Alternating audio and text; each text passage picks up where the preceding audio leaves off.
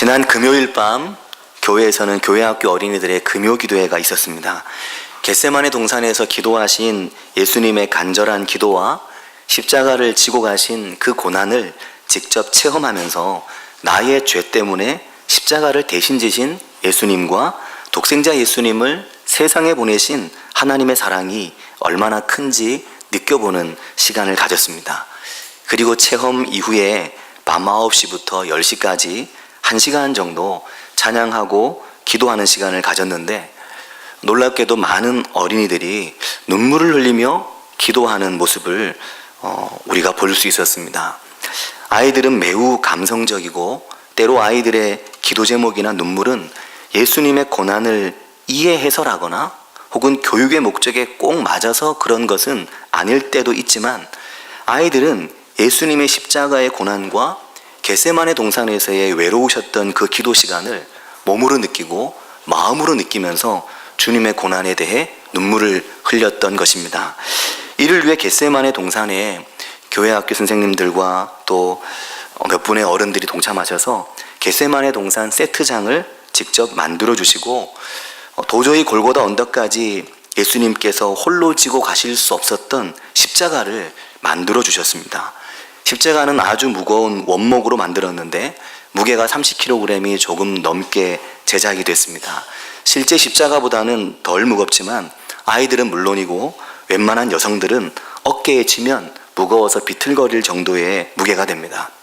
아이들은 한 걸음 떼기도 어려워서 어떤 아이는 십자가를 어깨에 지워주자마자 눈물을 터뜨리면서 십자가가 너무 무거워요라고 말하는 여자아이도 있었습니다.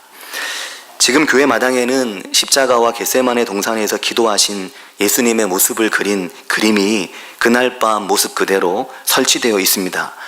겟세마네 동산에 바위를 옮겨오고 싶었지만 그러는 것은 쉬운 일이 아니었고, 최대한 비슷하게 분위기를 만든다고 노력을 했는데 얼마나 그런 느낌이 나실지 모르겠지만, 깜깜한 밤에 작은 불빛 아래에서 겟세마네 동산을 체험하는 아이들의 느낌은 정말 동산에 옮겨져 온 것 같은 느낌을 갖고 주님의 고난에 동참하는 시간을 가졌습니다. 저는 이번에 아이들과 함께 이 프로그램을 준비하면서 예수님의 생애와 십자가의 고난에 대한 여러 편의 영화를 다시 보았습니다. 중요한 부분은 여러 번을 되돌려 보았고 20분 정도의 분량을 편집해서 교회 홈페이지, 교회 커뮤니티에 올려두었습니다. 그런데 예수님의 십자가 고난을 보면서 참 오래된 질문을 저 스스로에게 하게 됐습니다. 왜 예수님이 십자가를 지셔야 했을까? 왜 예수님이 십자가를 지셨을까? 무엇 때문에? 누구 때문에? 질문에 대한 답은 이미 우리가 다 알고 있는 것처럼 나 때문에, 나의 죄 때문에입니다. 우리의 죄를 대신해 주님께서 십자가에서 죽으신 것입니다. 그런데 나의 죄 때문에, 나 때문에 전능하신 하나님이 굳이 이런 고난을 겪으셔야 하나? 그런 질문을 다시 하게 됐습니다. 왜 예수님이 이런 참혹한 십자가를 지셔야 하지? 왜 예수님이 겟세마네 동산에서 그렇게 간절히 기도하시고 또 체포되고 몇 번에 걸친 신문을 받고 수치를 당하고 매질을 당하시며 십자가를 지고 비틀거리며 한 걸음 한 걸음 골고다 언덕으로 가셔야 했는가? 그런 질문을 다시 하게 됐습니다. 사실 우리들은 평소에 이런 질문에 대해서 잊고 사는 경향이 있습니다. 만일 매일마다 이 질문을 우리 스스로에게 해야 한다고 하면 사는 게 엄청 힘들 것 같습니다. 그래서 굉장히 영성이 훌륭한 믿음의 어른들 중에는 주님이 십자가에서 고난당하신 것이 잊혀지지 않고 이 고난이 내게 너무나 사실적으로 다가와서 그 고통을 이기지 못하는 분들도 있었다고 기독교 교회사에 보면 나올 정도입니다. 우리들도 처음에는 이 큰 사랑에 대해서 이해하게 되었을 때, 주님이 왜 십자가를 지셨는지에 대해서 처음 내가 느끼게 됐을 때, 그때 울고 감격하면서 하나님의 사랑에 대해 얼마나 놀라워했는지 모릅니다. 그럴 때가 다 있으셨을 것입니다. 어제 교회학교 어린이들 중에는 많은 어린이들이 나의 죄를 대신해 예수님이 죽으셨다는 사실을 십자가를 지고 겟세마네 동산에서 기도하면서 많은 아이들이 울었습니다. 아이들의 눈물을 보면서 교사들도 울고 어떤 아이는 많이 울어서 눈이 퉁퉁 붓도록 우는 아이도 있었습니다. 평소에는 느끼지 못했던 주님의 고통을 간접적인 체험을 통해 느껴보면서 하나님이 나를 위해 이렇게 하셨다고 하는 걸 느낀 것입니다. 예수님은 십자가를 지시기 전에 그저 십자가를 지겠다고 쉽게 결단한 것이 아니었습니다. 오늘 본문을 보면 예수님은 겟세마네 동산에서 매우 힘들고 어렵게 십자가에 대한 결단을 하신 것으로 기록이 되어 있습니다. 겟세마네는 예루살렘의 감람산이라고 하는 산의 서쪽 기슭에 위치한 동산으로 예루살렘 동쪽 성벽에서 1km 정도 떨어져 있는 곳에 위치해 있습니다. 예수님은 바로 이곳에서 말할 수 없이 큰 번민과 고통에 사로잡혀서 하나님 앞에 간절히 기도를 하셨습니다. 그런데 이런 주님의 마음의 고통을 도무지 어느 누구도 이해하지 못했습니다. 예수님께서 이렇게 고민하고 슬퍼하시는 동안 가장 가까운 제자들마저도 하나같이 이런 예수님의 심경을 전혀 이해하지 못하고 잠들어 있었습니다. 본문의 37절 뒷부분을 보면 고민하고 슬퍼하사라고 말씀합니다. 38절을 보면 이에 말씀하시되 내 마음이 매우 고민하여 죽게 되었으니 너희는 여기 머물러 나와 함께 깨어있으라. 이렇게 당부를 하심에도 불구하고 제자들은 어느 누구도 그렇게 하지 못했습니다. 그들은 모두 깊은 잠에 빠졌고 피곤에 겨우 눈을 뜰 수 없는 상태였습니다. 예수님의 마음이 얼마나 힘드셨는지를 표현한 고민하고 매우 고민하여란 이 말씀이 헬라어 원어 성경의 뜻은 슬프고 불안해서 마음의 갈피를 잡을 수 없이 괴로운 상태, 이것을 일컫는 단어로 쓰여져 있습니다. 슬프고 불안하고 마음이 갈피를 잡을 수 없는 괴로운 상태였다. 이것이 주님의 마음 상태였습니다. 기도의 자리에서 엄습해오는 불안과 두려움, 그 마음이 심지어 내가 마음의 갈피를 잡지 못할 만큼 어떻게 해야 될지를 알 수 없는 그런 상태가 주님의 상태였고 너무나 괴로우셨다 하는 겁니다. 그런 생각을 해봤습니다. 뭐가 그렇게 괴로우셨지? 예수님이, 하나님의 아들이 마음의 갈피를 잡기 어렵다고 정말 이런 정도셨을까? 그런 질문을 하게 됐습니다. 마음이 혼란하고 마음이 불안하고 초조하셨다니, 그런 생각이 드는 거였습니다. 그런데 우리는 그 참혹한 십자가를 보면서 예수님의 고통과 두려움을 조금은 이해할 수 있습니다. 십자가에 못이 박힐 때 끔찍한 못과 그 무거운 망치 소리, 온몸을 찢고 수치와 고난으로 밀려오는 죽음의 고통, 십자가를 앞에 두고 겟세마네로 올라가시는 예수님은 이전에 제자들이 알고 있던 그런 예수님이 아니었습니다. 이전에 제자들이 알던 예수님은 당당하고 두려움도 없으시고 모든 병자를 치유하시고 죽은 자도 살리시고 모든 걸 삼킬 듯이 표효하는 풍랑이는 갈릴리 호수 속에서도 곧 뒤집어질 듯이 흔들리는 배 위에서도 두려움에 떨고 있는 제자들을 향해 안심하라, 나니 두려워하지 말라, 이 믿음이 적은 자들아 왜 무서워하느냐, 이렇게 말씀하셨던 분이었거든요. 그런데 지금 예수님은 심한 두려움에 사로잡혀 있으신 겁니다. 그리고 제자들에게 기도를 부탁하시기까지 하셨습니다. 38절과 40절을 보면 38절에 나와 함께 깨어있으라, 그리고 40절에는 나와 함께 1시간도 이렇게 깨어있을 수 없더냐, 시험에 들지 않게 깨어 기도해라. 예수님은 제자들이 깨어서 함께 기도해 주기를 바라신 것입니다. 이 기도는 예수님을 위해서라기보다는 제자들 그들 자신을 위해서 깨어서 기도하라는 것이었습니다. 너희 앞에 다가오는 시험과 고난을 위해서 깨어서 기도하라는 것이었습니다.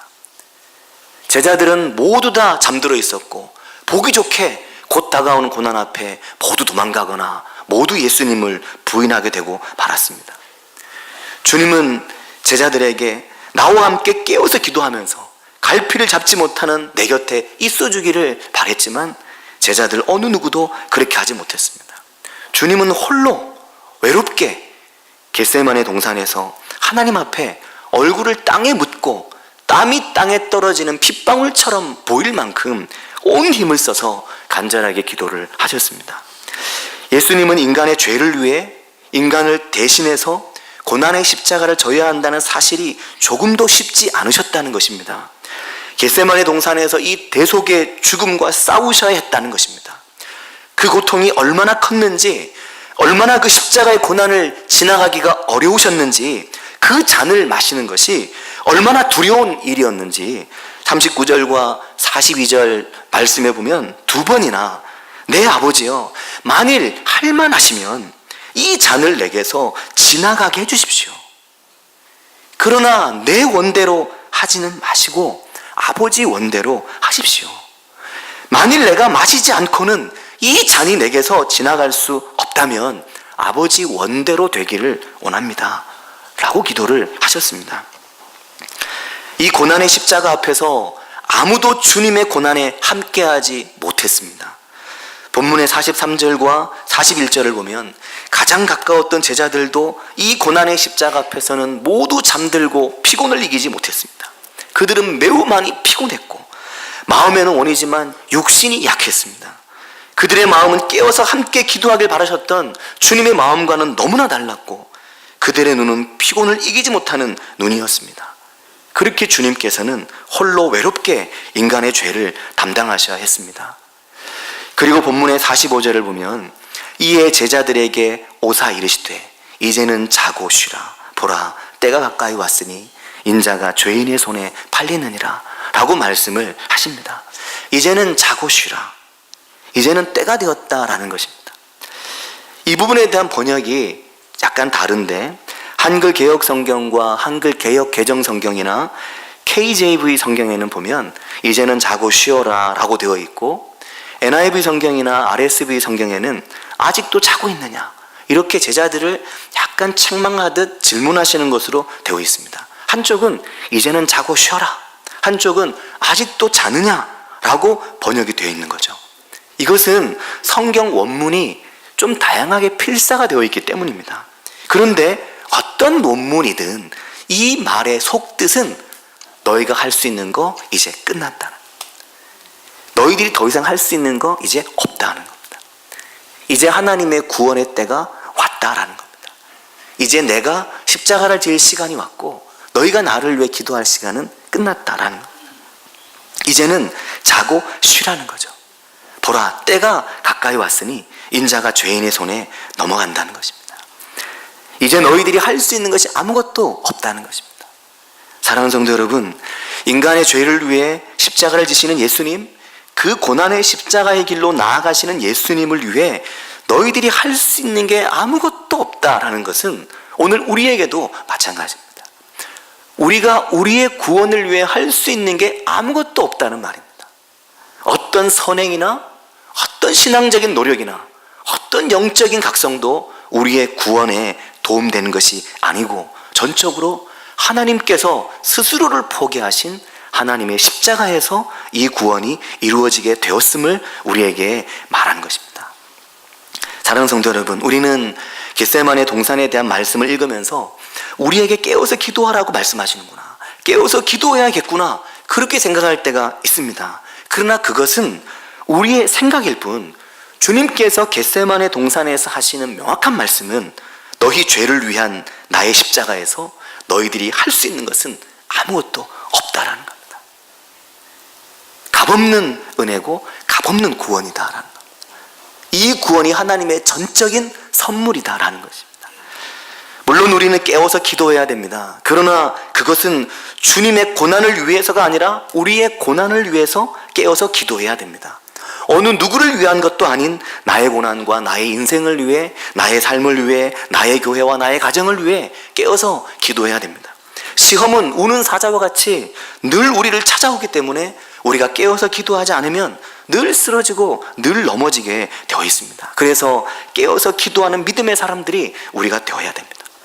그래서 많은 믿음의 사람들이 신앙을 지키고 삶을 지키고 우리 인생이 하나님 앞에서 아름다운 믿음의 길이 되게 하고자 깨어서 기도합니다. 기도가 삶의 습관이 되고 경건에 이른 믿음의 길을 가고자 힘쓰고 애씁니다. 그것이 복된 길이죠. 사랑하는 성도 여러분, 아름다운 길, 믿음의 길, 하나님 앞에 늘 깨어 기도하는 그 길을 걷는 성도님들이 모두 되시기를 바랍니다. 그러나 사랑하는 성도 여러분, 우리가 꼭 기억해야 할 것은 그럼에도 불구하고 주님의 고난을 위해서 우리는 아무것도 하지 않았다는 것을 기억하셔야 되고, 주님은 우리의 죄를 위해 그 모든 십자가의 고난을 우리의 구원을 위해 홀로 감당하셨다 하는 겁니다. 지난 화요일 이른 아침에 곽병희 성도님께 연락이 왔습니다. 곽병희 성도님은 진서경제가 투병 생활을 시작한 이후부터 한 번씩 제게 전화를 주셔서 상황이 어떤지를 말씀을 해주셨었습니다. 그날 아침에도 곽병희 성도님 전화가 왔을 때 저는 굉장히 긴장했습니다. 곽병희 성도님 전화가 오면 쉽게 받기가 어려웠습니다. 혹시나 나쁜 소식은 아닌가 하는 걱정 때문이죠. 지난 화요일 아침에 우리가 4개월을 함께 기도했던 장진석 성도님이 하나님의 부르심을 받았다는 전화를 곽병희 성도님이 하셨습니다. 마음이 굉장히 아팠습니다. 손을 쓰기에는 이미 너무 늦었고 병을 파악했을 때는 이미 간암 말기였기 때문에 4개월의 치료 과정도 사실은 몇 개월만 치료를 받으셨지 또 많은 시간은 집에 계셔야만 했었습니다. 너무나 충분하지 않은 치료 과정 때문에 굉장히 아픈 그런 투병 시간이었습니다. 이제 39, 아직 어린 아내와 이제 첫돌이 갓 지난 우영이, 참 아픈 투병 과정이고 장례 절차였습니다.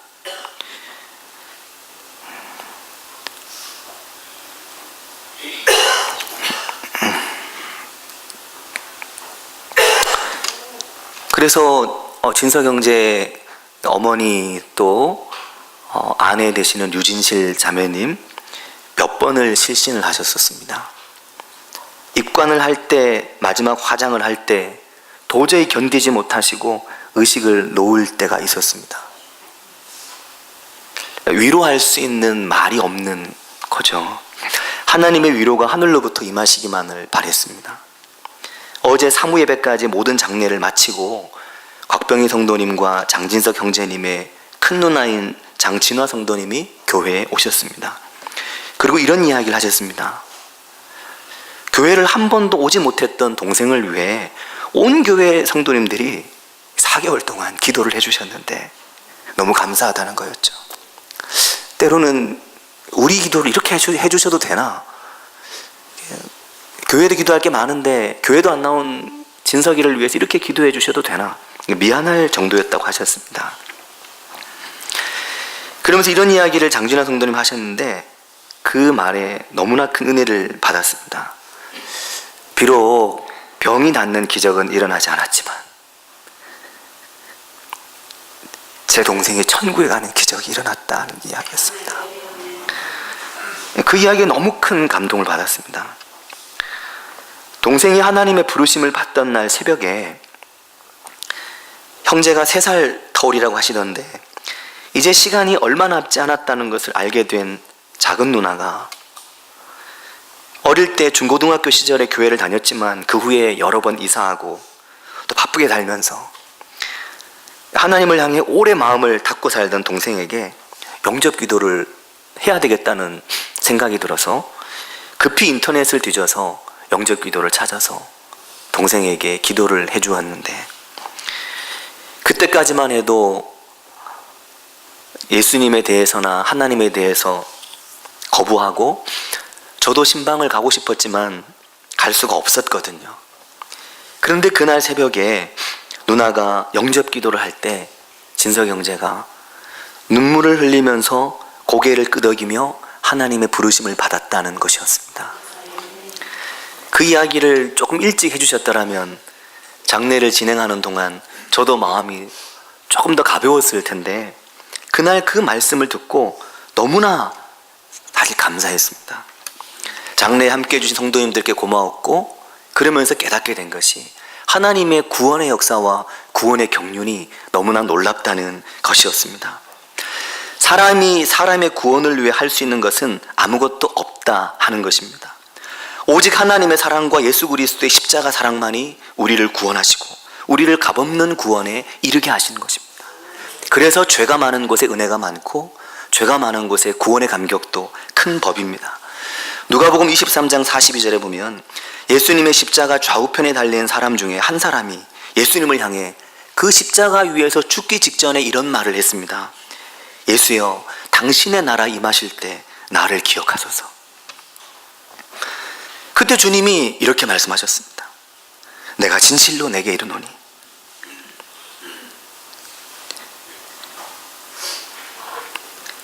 오늘 네가 나와 함께 낙원에 있을 것이다. 아멘. 이 믿음이 우리들의 믿음이 될 수 있길 바랍니다. 십자가 위에서 주님께 손을 내민 그 한 사람, 우리의 인생에 주님을 향해 우리가 손을 내밀 때 언제나 우리의 손을 붙들어 주시는 하나님, 그분 안에서 평안히 우리 모두에게 함께 하시길 바라고, 무엇보다 오늘 힘든 걸음이실 텐데 예배에 오신 진석이 형제 어머니 또 가족들께 하나님의 위로와 평안이 함께 하시기를 바랍니다.